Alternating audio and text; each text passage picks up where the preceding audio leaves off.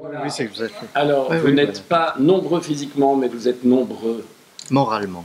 moralement, comme l'a dit Jacques. Merci d'être là, merci d'avoir fait le déplacement, et tant pis à ceux qui ne sont pas là. Là, tant pis pour eux. Jacques, Oui. je te laisserai le micro parce que tu es quelqu'un qui parle à merveille, tu pourras raconter les anecdotes que tu Non. veux. Si vous ne le connaissez pas, eh bien, vous êtes 3 et demi, 4, ça veut dire que chacun va acheter 5 livres et vous l'offrirez à votre famille. Tu retraces à merveille ton parcours personnel, professionnel, amoureux. Tu as une fratrie assez exceptionnelle et j'ai eu l'occasion de recevoir ton fils. Oui. On a l'occasion de faire certaines animations. Ton parcours est tellement énorme que si je me lance seul, que je me mets debout, j'en aurai pour un temps fou, que ce soit le parcours radiophonique, télévisé et tous les gens que tu as pu rencontrer, des anecdotes que tu peux rencontrer. Autant je pourrais dire, mon Dieu, il a rencontré des grands auteurs, des grandes personnes. Moi, tu me raconterais, une fois que j'ai terminé cette mini-introduction, comment s'est passée ta rencontre avec Clo-Clo.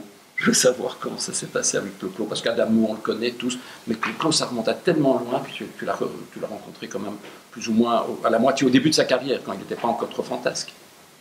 Oh si, il était déjà... Oui. Oui, c'était l'époque d'une mèche de tes cheveux. Je ne sais pas si je veux bien, une mèche de tes cheveux. Ah bon, bah voilà.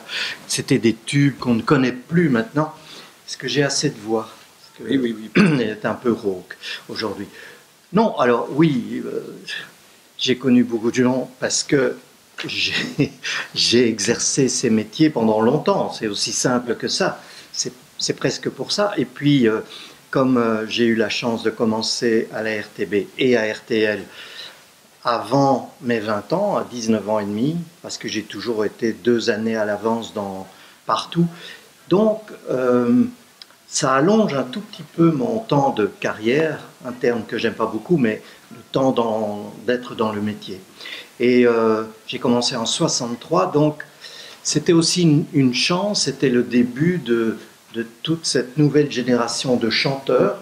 Bon, Claude François, Johnny Hallyday étaient déjà un peu installés, évidemment, mais allait arriver toute la suite de Jonas, Fugain, Dave, Dutheil, Souchon, tout cela venait à Bruxelles, et comme la RTB avait le monopole, il n'y avait qu'une station qu'ils allaient visiter. Ils faisaient un JT peut-être non, il n'y avait pas de JT à midi encore à l'époque. Ils faisaient un enregistrement, je ne sais pas pourquoi. Ils venaient dans une émission, en général celle des jeunes, et j'avais le même âge. J'ai le même âge qu'Hallyday et que, je sais pas, que Françoise Hardy, on a tous le même âge, à peu près. Et donc, non seulement ils venaient, mais pour eux, venant de Paris et commençant leur carrière, c'était comme une sorte de récréation, de consécration de leur début de carrière. Ils arrivaient et ils étaient interviewés à Bruxelles. Tout ça pour dire que non seulement on les rencontrait tous avec plaisir, mais ils gardaient tous un excellent souvenir de ce passage, parce comme on était jeunes, on sortait avec eux, on allait danser, Tu parles justement de cette jeune génération. Alors, en feuilletant ton livre, tu as rencontré Jean Sablon, Brassens. Ça, c'est autre. Quels sont les autres grands que je n'ai pu rencontrer, que tu as rencontrés? Bah, ça va, je sais pas, moi, Trenet, Brel, je l'ai vu, je pense, 12 fois sur scène, et pratiquement toujours dans les coulisses après ou avant, sur le tournage de son film. Bah, j'ai beaucoup raconté que Brel m'a donné envie d'être journaliste et faire après de la radio, de la télé, mais donc je voulais écrire déjà depuis 13 ans. Depuis que j'avais 13 ans, j'écrivais, je tenais un cahier de bord où j'écrivais ce que je voyais, ce que j'entendais, et un peu à la fois, bah, ça affinait mon écriture, non pas pour avoir un beau style, c'était pas mon envie, mais c'était pour aller aussi vite que ma pensée allait. Donc, si je me dis, tiens, c'est une jolie librairie, il fallait que j'écrive, tiens, c'est une jolie librairie, avant de devoir répéter la pensée. Voilà. Donc, il fallait que mon écriture suive. Et c'est pour ça qu'elle a toujours été très petite aussi, parce qu'il fallait que j'aille... Enfin, bref. Et donc... j'écrivais pour un journal scout, j'étais comment dire, foncièrement scout, parce que mon grand-père avait fondé les scouts de France et accessoirement les scouts de Belgique, mais il y avait déjà une troupe, enfin bref, c'était un truc de famille. Quand j'allais aux réunions des scouts le dimanche, la moitié de la troupe scout était composée de ma famille. Donc j'avais mon frère aîné qui était le chef, j'avais mon deuxième frère qui était l'assistant, et j'avais des tas de cousins qui étaient dans toutes les patrouilles. Enfin bref, donc le scoutisme. Et comme j'écrivais des petits articles pour le journal scout. Et puis on m'a dit, tu pourrais les envoyer à la revue scout nationale. Donc je les ai envoyés sous mon totem, fan ironique. Et un jour, on me dit, tiens, Brel vient chanter à Moucron. Est-ce que ça t'intéresse de le rencontrer? Brel, pour nous, c'était pas une star, c'était surtout le chanteur des scouts, des veillées scouts, parce qu'à l'époque, c'était Canton Maclamour, l'Aventure, Les Pieds dans le Ruisseau. Et Hugo Frey, alors? Oui, c'était une sorte d'Hugo Frey, mais c'était avant lui, hein. C'était un peu avant lui. C'était le même style, hein. Donc avec les guitares, tout le monde chantait. À l'époque, les premières chansons, on l'appelait l'abbé Brel, souviens-toi. Donc c'était cette époque-là. Donc je me dis oui. Donc je vais l'interviewer. Bon, je vais passer les détails, ils sont dans le livre, mais c'était évidemment, si pas impressionnant, c'était une expérience bizarre. Donc j'ai été l'interviewer, il mangeait avec ceux qui organisaient le gala. Il était à table, donc je viens derrière lui, 14 ans, avec un Duffel-Coat, avec des bouts de bois et des cordes, là, il y a un grand capuchon, et un carton de bière avec 3 questions dessus. Est-ce que vous avez commencé à chanter chez les scouts? Est-ce que, etc. Vous faites les paroles, les musiques et tout ça, des trucs de base. Alors il s'est retourné, quand je suis arrivé, il m'a dit, c'est vous le journaliste? Et j'ai dit oui. Eh bien, je vous écoute, allez-y, posez vos questions. La première chose qui m'a frappé, c'est qu'il me vouvoyait. Et ça n'arrivait pas à l'époque pour quelqu'un de 14 ans. On le tutoyait, ou bien on disait merci au tableau, merci dans le couloir si je chahutais. Enfin, je chahutais pas, parce que j'étais sage. Et donc, il y avait ce côté, tiens, on me donne du respect, de l'importance, enfin je ne sais pas comment on doit dire, on m'accepte dans l'exercice de ce que je faisais, qui était assez intéressant. Et puis bon, il a répondu très gentiment à toutes les questions, il en a inventé d'autres pour moi, il a fait tout mon travail, je faisais, puis il m'a dit, est-ce que vous avez des places pour le gala ce soir? Je dis non, eh bien venez, on va vous en laisser à l'entrée, comme un vrai journaliste au fond, et puis vous rentrez par l'entrée des artistes à l'époque, donc j'ai été, à l'époque, il y avait encore un pompier avec un casque à l'entrée des artistes et moi je disais, il y avait une foule qui attendait pour des autographes et moi je disais presse, presse, vous voyez, à 14 ans, comme c'est presse, presse. Alors finalement on m'a laissé passer. Et puis avant ça, donc quand je suis sorti de cette interview, je me suis dit, eh bien voilà, c'est ça que je vais faire. Parce que, étant très timide, j'étais timide, je pouvais préparer tout ça dans mon bureau, dans ma chambre, les questions et tout. Il fallait un peu d'audace pour aller rencontrer la personne interviewée. Mais en même temps, cette audace, elle était payée parce que l'artiste avait tout avantage à ce qu'un journaliste vienne faire un article sur lui. Donc ça, j'avais quand même bien compris qu'il y avait un échange. Et puis après, c'était fini. On rentre chez soi et on écrit, on tapait à la machine l'article et on l'envoyait. Pour la revue Scout, distribuée à 50 exemplaires. Oui, pour la revue Scout, non, c'était plus que 50 exemplaires, parce que je signais des autographes quand j'allais à des réunions Scout. On me disait, c'est vous, fan ironique. En tout cas, tu parlais de timidité, tu l'as vaincu ta timidité. Salut Fred. Ah.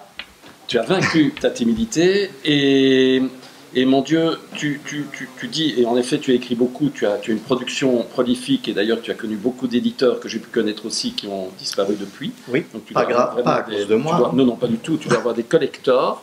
Mais quelle était et quelle est toujours la place à l'improvisation? Moi je me rappelle des fous rires, d'abord que j'ai pu avoir avec toi, Armel et tous les autres, et Fred bien sûr qui nous a rejoints. Mais comment ça se passait par exemple avec Stéphane Stéman? Tout était préparé à l'avance? Ou grande place était laissée à l'impro? Ben non, l'improvisation. Mais c'était ça qui était nouveau dans cette émission des années 60-70. C'est on se voyait une fois par semaine et on disait, alors, qu'est-ce qu'on va faire dimanche? Qu'est-ce qu'on peut inventer? Qu'est-ce qu'on n'a pas fait? Qu'est-ce qu'on pourrait faire dans la radio d'aujourd'hui, puisqu'on a les moyens de faire des émissions? Et donc, on disait, voilà, je sais pas, on va faire une chanson sur Trump, disons, si c'était maintenant. Si c'est le confinement, on va essayer de faire ça. Dans la dernière heure, on va passer tel disque. Et puis, c'était tout. Donc, on donnait des pistes, chacun repartait chez lui, et on revenait le dimanche soir, et on improvisait autour des disques que j'avais choisis, qui étaient de moins en moins nombreux, parce qu'on parlait de plus en plus, et il y avait déjà une sorte de conflit de génération. Alors, les rôles étaient bien définis, c'était une star, c'était une grande vedette, et un imitateur, donc il faisait des imitations, et moi j'étais là comme faire valoir, comme partenaire, pour rire. Et comme j'avais le rire facile, ça tombait bien. Je riais à toutes ces blagues et tout, donc il était très content. Et puis, il y avait ça, il y avait le côté liberté, on inventait, on pastichait, et puis on riait et on souriait, ce qui n'existait pas à l'époque sur la chaîne nationale, ni d'ailleurs pas beaucoup ailleurs non plus à l'époque. Donc, on est arrivé avec une sorte de naturel. On disait tout, hein, je me souviens, je sais pas, comme ça me traverse l'esprit, je me souviens que j'ai raconté pendant 5 minutes, j'allais rechercher mon aîné en classe, et donc il avait 5-6 ans, je ne sais pas, et quand je suis arrivé à l'école où il était, à Braine-l'Alleud, il y avait une sorte de panique générale dans la classe, tout le monde était sur les bancs, il y avait quelqu'un qui avait apporté une grenouille qui s'était échappée, et l'institutrice n'osait pas l'attraper. Et donc, je me suis mis à courir, à l'attraper. Tout le monde m'a applaudi. J'étais le héros de la classe. Bon, je racontais ça à Stéphane, qui me demandait, comme toi tout à l'heure, qu'est-ce que tu as fait cette semaine? Qu'est-ce qui est arrivé? Et on partait, lui, à partir de grenouilles, partait dans autre chose, etc., etc. Mais ce qui était bien, c'est que, comment dire, le pouvoir était énorme aussi, puisqu'il n'y avait que ça, c'était le monopole. Donc, au fond, une fois, je disais, tiens, je ne sais pas si tu es comme moi, Stéphane, mais j'ai une petite faim ce soir. Ah, il disait, ben, on va attendre minuit quand même, hein, on est là pour les auditeurs. Et puis, 5 minutes après, l'huissier à l'entrée de la place Plaget nous appelait en disant, écoutez, il y a des gens pour vous ici, qu'est-ce que vous avez dit sur antenne? Alors, je ne sais pas, alors j'allais voir à l'étage ce qu'il y avait dans le hall, et je voyais des dizaines de personnes avec des paquets de frites, du frite code de Flaget qui était venu à pied pour nous donner à manger. Et dans le même ordre d'idées, je me souviens qu'on essayait de... En tout cas, il y a une chose certaine, oui. Je ne sais pas pour ceux de ma génération, mais moi je vous écoutais en cachette. Ah oui. C'était le dimanche soir. Ça aurait pu être le titre du livre. Radio, c'était assez génial. C'était vraiment en cachette, dans la chambre, et le fou rire assuré. Ça aurait pu être le titre du livre, parce qu'avant, je disais le transistor sous l'oreiller. Exact. Qui était la formule utilisée par tous ceux que je rencontre et qui écoutaient. Oui, parce que c'était encore l'époque où on rentrait souvent dans les pensionnats le dimanche soir, et donc dans les dortoirs, ils écoutaient en dessous. Il y en avait qui faisaient des blagues énormes. Hein. Je me souviens un jour, ils avaient dit, on est 20 dans le dortoir, on écoute tous Dimanche Musique, et à un moment donné, si vous dites, je ne sais pas, bonsoir monsieur Lucien, qui était le surveillant, qui était dans une alcôve plus loin, eh bien, on va tous crier en même temps Lucien ou un truc comme ça, enfin, je ne sais plus. Alors, on faisait attention pour les gars du collège machin, monsieur Lucien, et hop, il criait, puis voilà. Puis le gars téléphonait après en disant merci. Puis la princesse Paola, à l'époque, avant qu'elle soit reine, un jour, on l'a croisée avec Stéphane lors d'un gala, et elle nous a dit, à Stéphane et à moi, ah, avec l'accent italien que je ne sais pas prendre, ah, c'est vous qui empêchez mes enfants d'aller dormir le dimanche soir. C'était bien. Donc, on sait qu'il écoutait. Oui, donc la comparaison est aisée, mais bon, tu es le maître Capello de ces émissions. Si, tu es le Philippe Bouvard du Petit Théâtre Belge, tu es le Michel Drucker qui a quand même évolué. Michel a évolué. J'ai eu la chance de l'avoir reçu pour ses 4 ouvrages et pour sa 4e présentation. Il a enfin appris à se taire.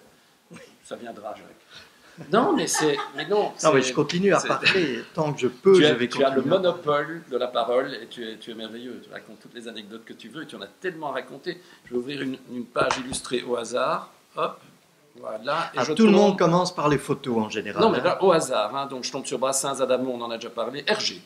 Alors, la rencontre avec. Non, plutôt le roi Baudouin. La rencontre avec le roi Baudouin. Bah, le roi Baudouin, c'est une bien belle histoire. Il y avait une émission de télé qui s'appelait Si l'on chantait, que Gérard Vallet présentait, et il m'avait demandé à l'intérieur de venir faire une petite séquence de quelques minutes en liaison avec mon émission radio. En radio, on faisait une sorte de casting de Voice ou non, La Star, je ne sais plus comment ça s'appelait, et on demandait d'envoyer les cassettes, tous ceux qui n'avaient pas encore de disque et qui chantaient avec leurs copains. Donc on recevait ça, on en choisissait un ou une, et elle pouvait faire sa première télé avec ses musiciens, puisqu'il n'y avait pas encore de disque. Et moi, je présentais, enfin, j'avais sa bio. Donc, on fait ça. Et puis, là, on était dans le studio de télé pour répéter avec cette fille qui se prénommait Marianne et qui chantait pour la première fois dans un studio, en public, avec 3 copains musiciens autour d'elle. Et il n'y avait personne parce que, comme ce n'était pas très important, on répétait, nous, 3 jours avant l'émission, vous savez comment ça va, puis la veille, c'est là, et puis les grandes stars arrivent en dernière minute pour ne pas les déranger trop longtemps. Donc là, on était vraiment, il n'y avait personne, le réalisateur n'était même pas là, il y avait les techniciens, évidemment, le son, l'image. Et tout à coup, on répète, enfin, elle commence à essayer de répéter, et on nous dit, le roi arrive. Bon, le roi arrive. On a toujours ri avec ça, pourquoi pas le pape ou n'importe, enfin tu vois, c'est toujours le genre de truc, pourquoi le roi viendrait ici? Et on continue à répéter un peu, et puis on voit du remue-ménage à l'entrée du studio, du grand studio de la RTV, et je vois arriver ce qui existait encore à l'époque, le directeur du protocole, qui était très sérieux, et avec les directeurs, et effectivement le roi, comme il est là sur cette photo, avec... très sérieux, hein. Le roi Baudouin était quand même très sérieux, un peu penché, et on m'explique que comme il avait visité la VRT, il se sentait obligé de traverser le couloir et de venir à la RTB, et qu'hélas, il n'y avait rien d'autre que moi en studio. Donc ils étaient bien obligés de venir, c'était pas très flamboyant, comme il n'y avait pas de décor, rien du tout encore. Enfin bref, il est là, et il va serrer la main à tout le monde, hein, comme les rois font, hein. Donc tout le monde, les pompiers, les secouristes, ils serraient la main à tout le monde.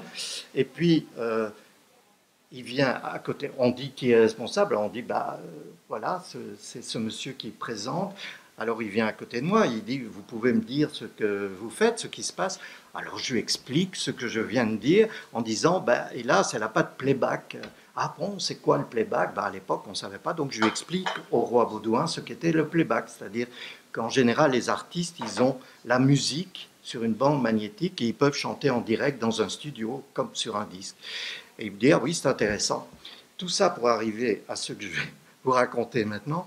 Donc on était tous là, le roi quand même, très important à l'époque encore, hein, le roi, tout ça. Et il regarde la fille qui était dans ses petits souliers et il lui dit, allez-y, faites comme si je n'étais pas là. J'ai toujours trouvé ça formidable. Et la fille, évidemment, elle a chanté un peu faux, elle n'osait pas, etc. Puis le roi est parti, on a tout recommencé, tout le monde, ouf, ça c'était fini. Voilà, le roi Baudouin, la photo, c'est une photo officielle de la RTB, parce qu'il y avait un photographe officiel qui suivait, évidemment, quand il y avait la visite du roi. Merci Jacques. Tu as un rire communicatif, merci. Combien de fois tu m'as fait rire Tu es un des rares, je regarde rarement les bêtisiers, mais dans la plupart des bêtisiers des télés françaises ou autres, on te voit régulièrement rire avec cette bande de fous, Fred, n'est-ce pas? Tout ce que tu as pu faire, un jour, c'est exceptionnel. Un jour, je regarde... après, tu racontes ce que tu veux. Je voudrais savoir comment tu as géré cette bande Donc tu raconteras ton anecdote comment, mais... Non, c'est pas une anecdote, c'est que je veux dire qu'un jour je regardais la télé française TF1 avec De Chavannes à l'époque et il faisait le hit parade des bêtisiers. Oui. Je dis ça m'intéresse, je vais regarder. Et on regardait comme ça, semblant de rien. Puis tout à blanc. coup, au numéro 12, je me vois, ça avait été revendu par la RTBF. Je dis ça c'est formidable. Il y a mes enfants qui appellent en disant tu as vu, tu passais à TF1. Je dis oui, on raccroche et tout à l'époque. Et puis on commence et j'étais encore dans les 10 premiers avec un autre. Enfin bref, donc oui, la bande de le jeu des dictionnaires, la semaine infernale, il y a eu plusieurs époques, il y a eu 80 membres, ça nous faisait rire à l'époque parce qu'on avait l'esprit mal tourné, mais 80 membres qui se sont succédés dans l'équipe du jeu des dictionnaires, dont Frédéric Janin. Mais Frédéric Janin, ça remonte encore plus loin, on parlait de Dimanche Musique, un jour il s'est amené en studio de Dimanche Musique, avec un dessin, je crois, oui, forcément, avec un dessin et avec ton pote qui est le fils de Peyo. Hein.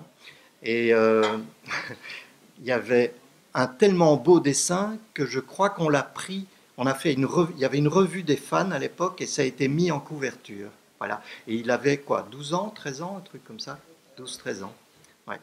Donc ça, c'est notre première rencontre qui me donne mon âge tout de suite. Et puis, oui, comment on a géré ça de diverses façons. D'abord, personne ne pouvait boire pendant l'émission, parce que j'avais assez donné dans ce domaine quand j'étais avec Stéman. On buvait un peu, hein, et c'est pourquoi la dernière heure était totalement osée, parce que effectivement, on n'avait plus certaines limites. Je me souviens d'une fois, c'était le dimanche de Pâques, en direct. Et Stéphane arrive en studio, il me dit, tu sais, pour la dernière heure, j'ai une histoire incroyable sur le Christ. Ça va te faire hurler. Je dis, mais attends, Stéphane, qu'est-ce que tu me racontes? On est Pâques, tu vas pas me raconter en direct une histoire sur le Christ à la RTB. On est vidé avant minuit. Alors il dit, bon, ça va, je t'écoute. Je ne la ferai pas. Et puis on avance et on boit un peu. Et après 23 heures, je dis à Stéphane, tu n'avais pas une formidable histoire sur le Christ à raconter? Et il l'a raconté, évidemment. Mais je ne m'en souviens plus, hélas. Mais donc, on buvait, on essayait de doser, hein, parce que c'est comme un apéritif, mais un apéritif qui durait 4 heures quand même. Donc, à la fin de l'apéritif, donc on dosait. Au début, je me souviens, on buvait du whisky, ce qui n'était pas très malin. Puis, on a décidé de boire le rosé du mess de la RTBF, qui est très mauvais. Donc, on en buvait beaucoup moins, ça donnait mal à la tête le lendemain. Donc, on dosait.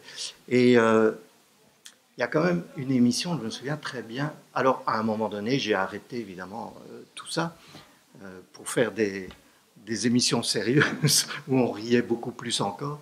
Je me souviens d'une interview de Francis Cabrel. Je faisais 4 heures, pendant l'été, je faisais 4 heures avec un invité chanson, donc Cabrel, entre autres. Et je ne sais pas, après, j'avais préparé mes questions. Après 1 heure, je lui demande, tiens, Francis, avec le physique que vous n'avez jamais songé à faire du cinéma? Alors il me répond, oui, c'est vrai, pourquoi pas, mais non. Ça ne m'intéresse pas, je me consacre à la chanson, c'est ça mon truc. Très bien, on continue à faire l'émission. Et 3/4 d'heure après, Francis Cabrel, avec le physique que vous n'avez jamais songé à faire du cinéma? J'avais oublié que j'avais posé la question. Alors il me répond, comme je l'ai déjà dit, non, je n'ai pas changé d'avis depuis tout à l'heure. Et là, je me suis dit, tiens, il y a peut-être un problème qui va se dessiner un peu à la fois. Ben oui, c'est ça, la boisson. J'ai des interviews, comme vous savez, ce n'est pas le plus beau côté de l'histoire, mais je dis tout hein, dans ce livre. Il y avait à une sorte, puisqu'on parle de boisson, oui, enfin, je vais raconter ça, et puis il y avait, on était dans l'avion et on allait à Palma, je crois, faire un petit reportage avec mon réalisateur et moi, le réalisateur qui enregistrait.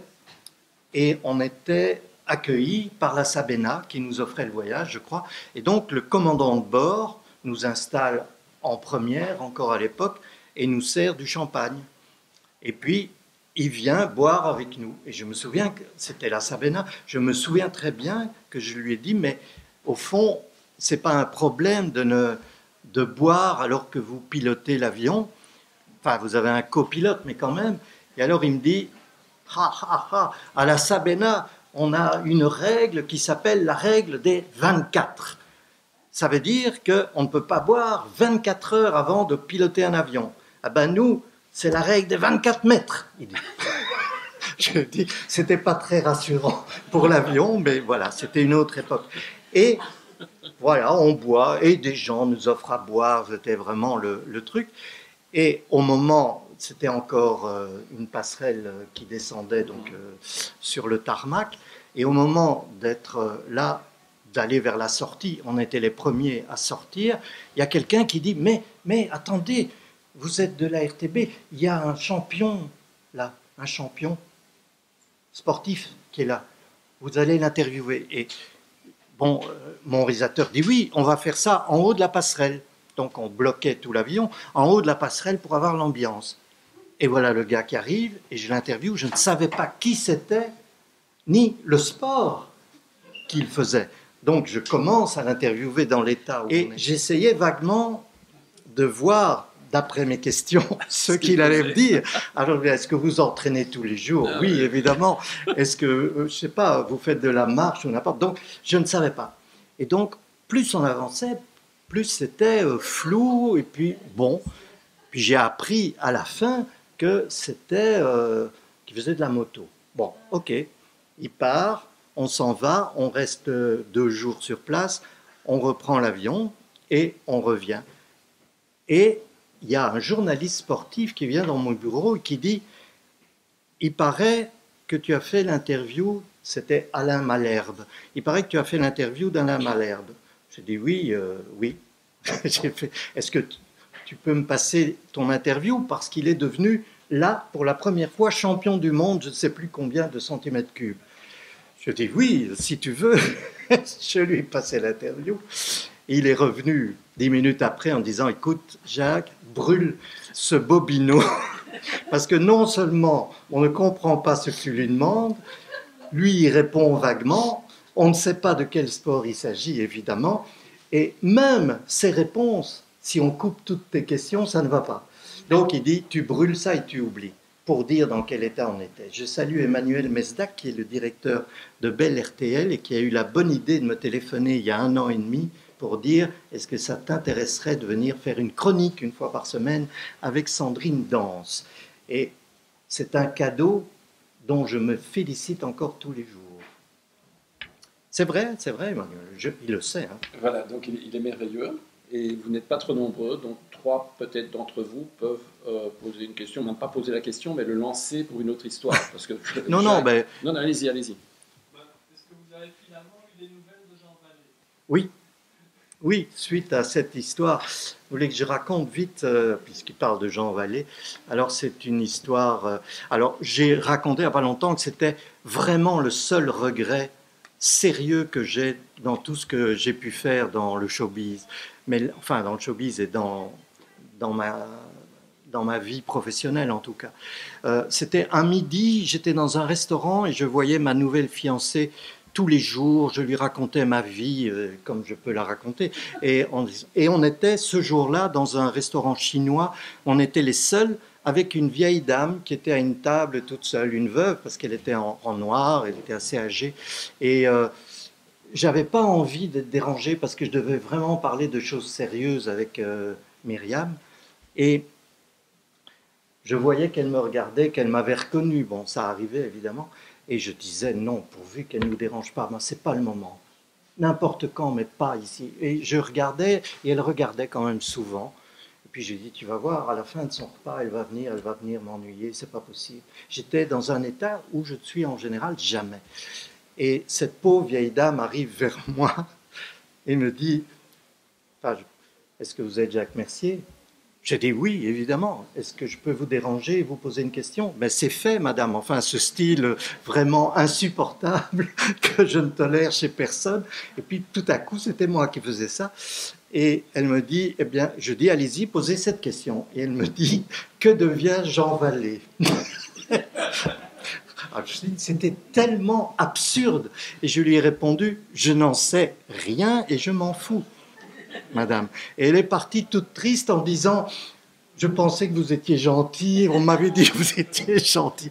Et j'ai un regret de ne jamais avoir retrouvé cette vieille dame. Alors, quand j'ai raconté ça l'autre jour sur Instagram, il y a quelqu'un qui m'a gentiment écrit en dessous, vous savez, elle vous a pardonné depuis là où elle est, elle s'en fout aussi normalement. La science humaine est venir embrasser Jacques Mercier. Oh, la vieille dame, elle a 112 ans.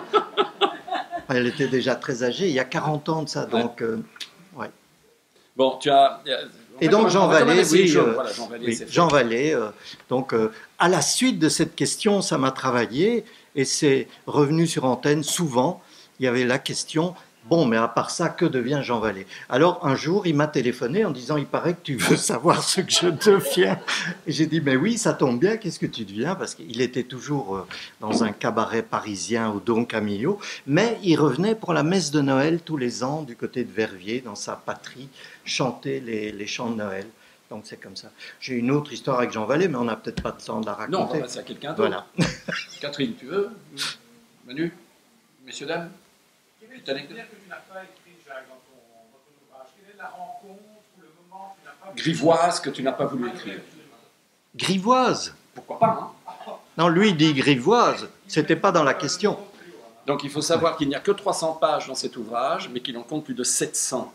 Et qu'il y a moyen d'ailleurs... Non, 700 jusqu'en 2000, et donc voilà. Là, il y a encore... Oui, donc, non. il y a des histoires qui n'ont pas été... Non, mais je vais pas refaire tout le début de ma vie, je garde une version intégrale, si je puis dire, pour mes enfants et mes petits-enfants, qui découvriront ça après ma mort, parce qu'ils ne vont pas venir me dire, tiens, qu'est-ce que tu as fait à ce moment-là, c'est pas possible, mais c'est intéressant. Je dis souvent, j'aurais bien aimé savoir ce que mon père avait fait à 13 ans, 14 ans, 15 ans. On ne le sait pas, on racontait pas ça à l'époque.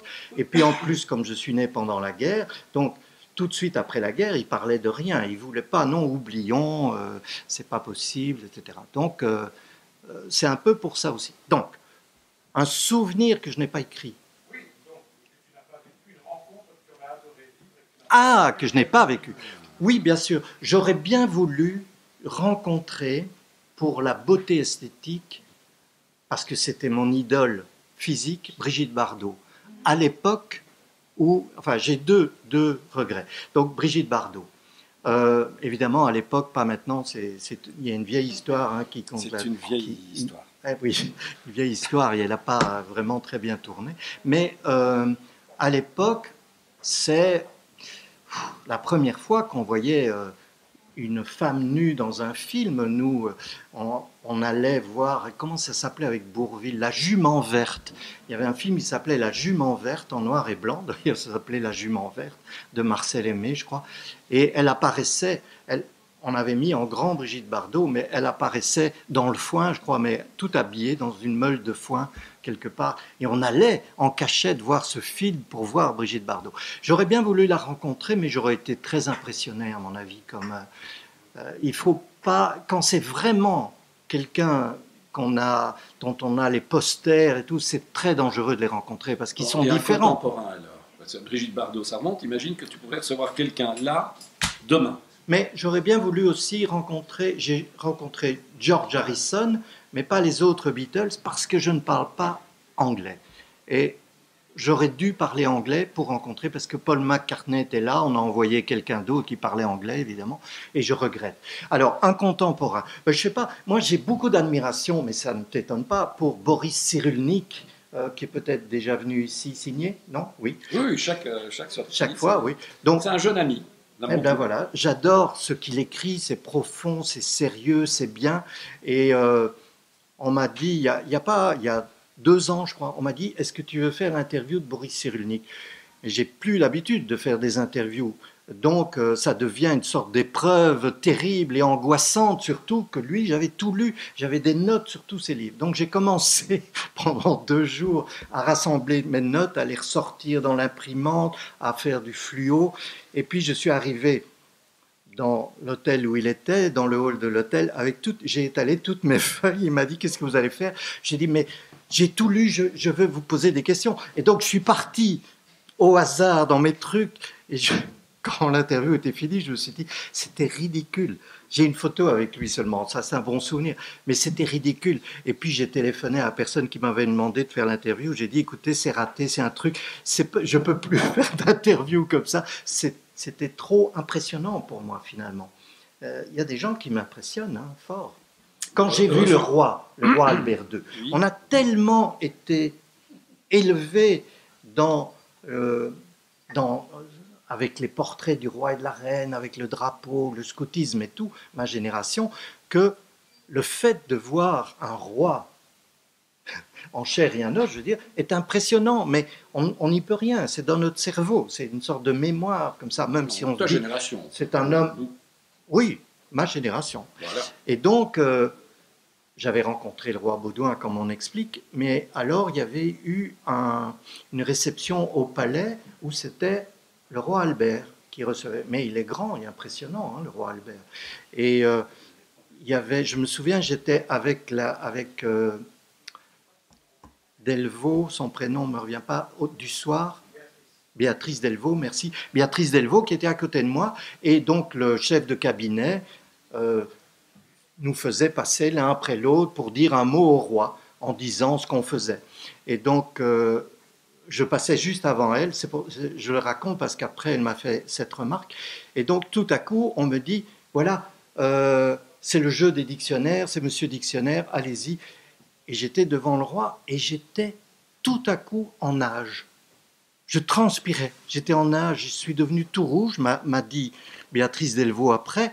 Et il me disait, oui, le dictionnaire, c'est bien. Et je suis parti, je ne sais pas, dans Tintin, je ne sais plus, j'avais vu un truc, une banderole dans Tintin, je lui ai raconté ce truc qui n'avait rien à voir avec le dictionnaire, et il m'écoutait comme ça, sur la tête, et puis de nouveau, je me suis dit, j'étais con, quoi. C'est comme avec Boris Cyrulnik, mais qu'est-ce qui m'a pris et Béatrice Delvaux m'a dit, eh ben, tu es impressionné, toi, par la royauté. Mais j'ai dit, écoute, je ne sais pas, mais c'est comme ça. En revanche, le prince Philippe, qui écoutait Dimanche Musique, donc je l'ai rencontré quand il était prince. J'ai fait un livre un beau livre sur les deux palais royaux, enfin un château et un palais. Et je l'ai croisé plusieurs fois quand j'ai été dans les greniers, dans les caves du palais, partout. Et on a bavardé parce que j'avais lu qu'il aimait la philosophie. Et donc, en effet, je lui ai parlé de Platon, et de choses qui me revenaient comme ça.